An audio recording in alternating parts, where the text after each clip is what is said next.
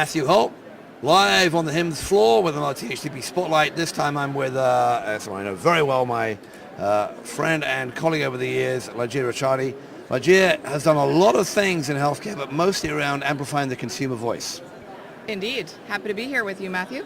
Great to see you, Lygeia. So first up, you are a champion of health. You're on a poster the size of like a billboard the size of a building.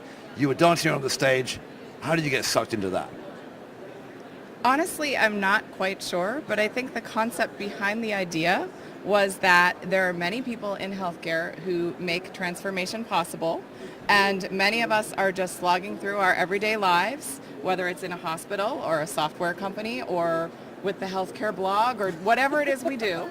And although it may seem on a day-to-day basis like maybe we're not making a difference, we're all really champions, and it takes this whole diverse crowd to do it. All right. Now, come on, you've made a lot of differences. So for those of you who don't know, back between, I want to say, I'll get the dates wrong, but 2010 through 2014, you were at ONC. About right. About right. Yeah. You were at ONC, and where you were in charge of the consumer strategy. Yep. So we've had a lot of changes over time, maybe not enough changes in what consumers have been able to do with their data after meaningful use. We have a whole bunch of new rules about that. Putting that hat on for a second, Yeah. how far have we come, and what do you think we're going to get with these new rules? So I'm really excited about the new rules, which just came out a couple days ago from CMS and ONC, and they basically are a progression of a lot of work that we were doing not only in the Obama administration, but even before that. I think Bush had a vision, which he clearly stated, about every or most Americans having a full health record. We're not there, but this idea of patient access to their own data is something that I worked on a lot, and certainly with many colleagues over the years. And pushing it into a new level by saying that healthcare providers and also plans have to use APIs to make that happen is a big deal. And that's a big deal in part because it makes it easier to take that data out of the healthcare realm.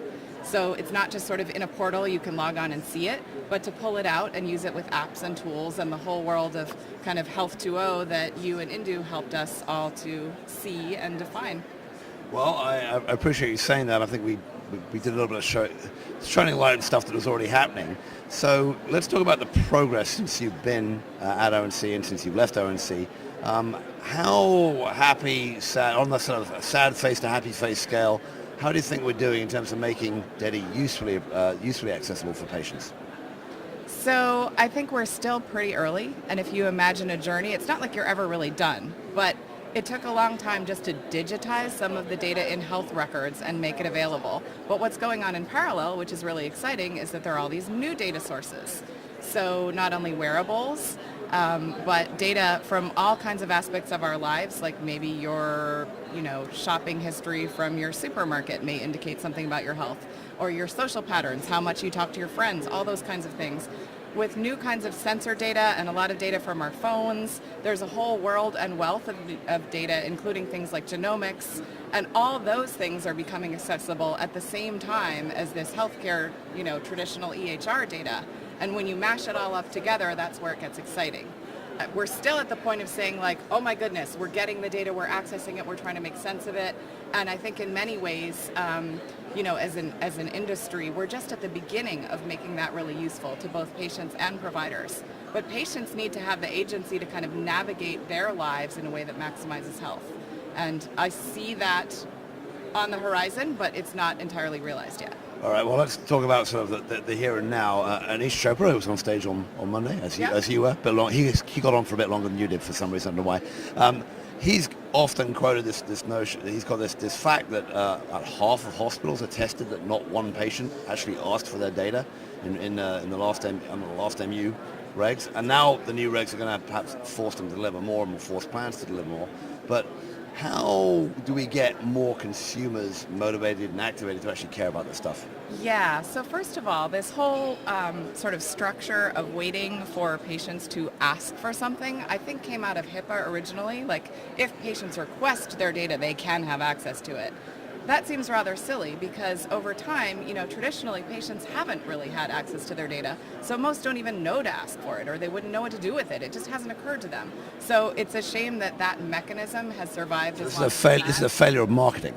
In part, I think if you had instead, and this was actually part of what we were trying to do with meaningful use, by putting in requirements that hospitals and providers share a certain proportion, amount with their patients.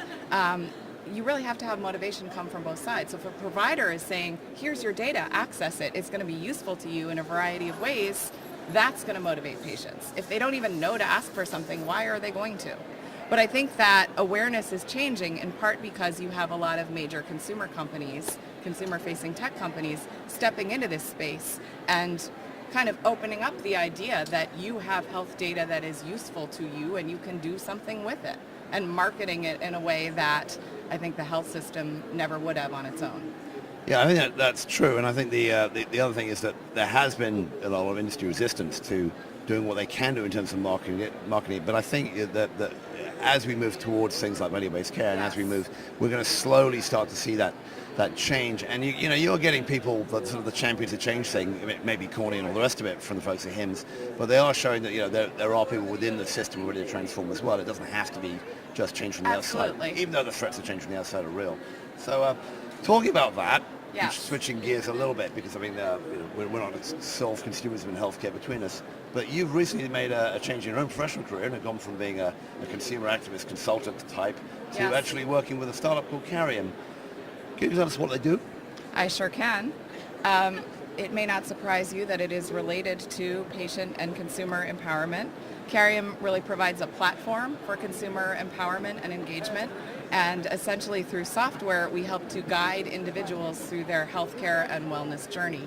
So we partner with organizations that provide services like healthcare providers, community-based organizations that want to get basic sort of information to patients about what's the next step they should take on their journey. So that could be something like a referral from one provider to another, or it could be something like, hey, you're managing your diabetes, you really need to watch what you're eating, maybe you should enroll in this class, maybe you should take advantage of various opportunities to eat better in your environment. But I think an important part of what we do that's unique, or relatively unique, is that we've really incorporated behavioral change science. So we realize that changing healthcare outcomes is not just about giving people information. Oh, you should lose weight or whatever it is.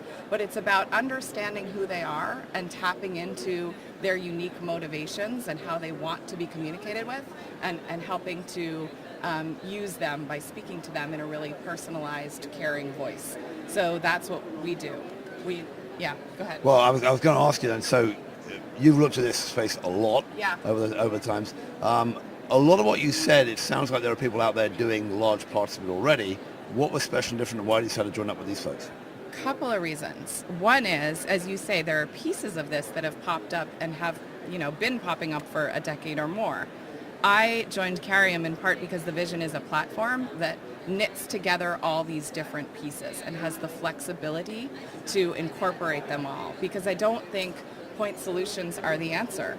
I mean, if you look at just the issue of patient access to their own records, like through EHRs, people complain about having multiple portals. That's too much. But on top of that, when you think about how am I going to get my Fitbit data, how am I going to get my Omron data, how am I going to get my Dexcom data, whatever, it's too much. Like, we need one place where you can bring in all the information that's relevant to you.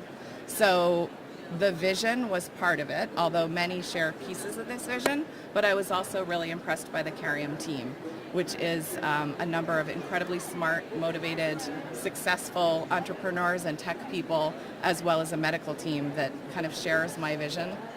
So it was a pleasure to find them. Right. Well, that sounds very exciting.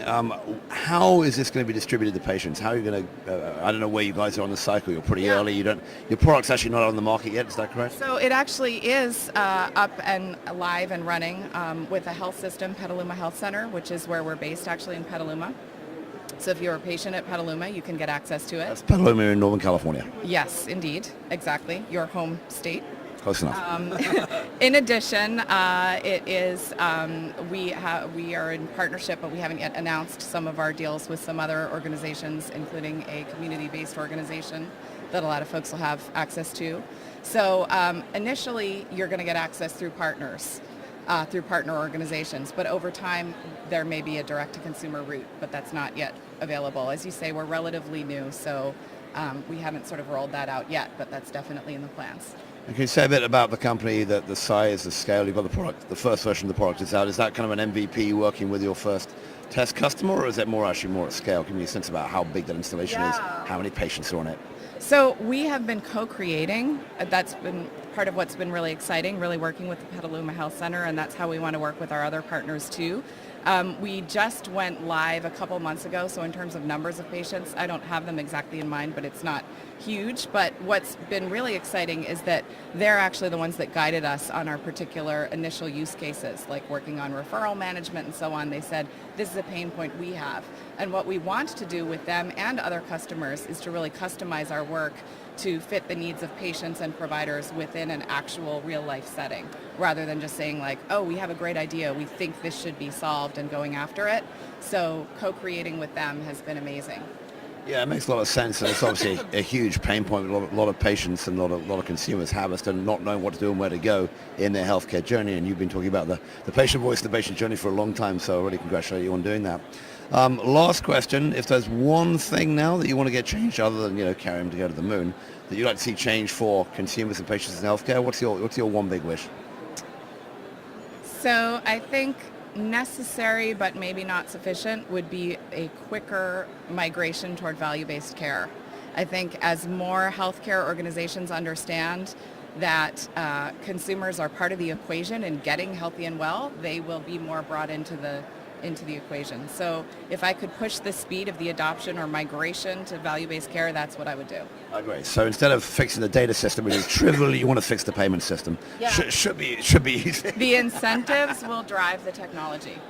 They will, and that may be why it's been a while since all this stuff's happened, but we hope it all come together. Yeah. Great. Well, I've been speaking with Lygeia Ricciardi. She is these days at Carium Health, but before that was ONC Consumer Director of the ONC. Something close enough to that. Consumer-y stuff. Consumer-y stuff at the ONC. Lygeia, thanks for your time. Thanks, Matthew.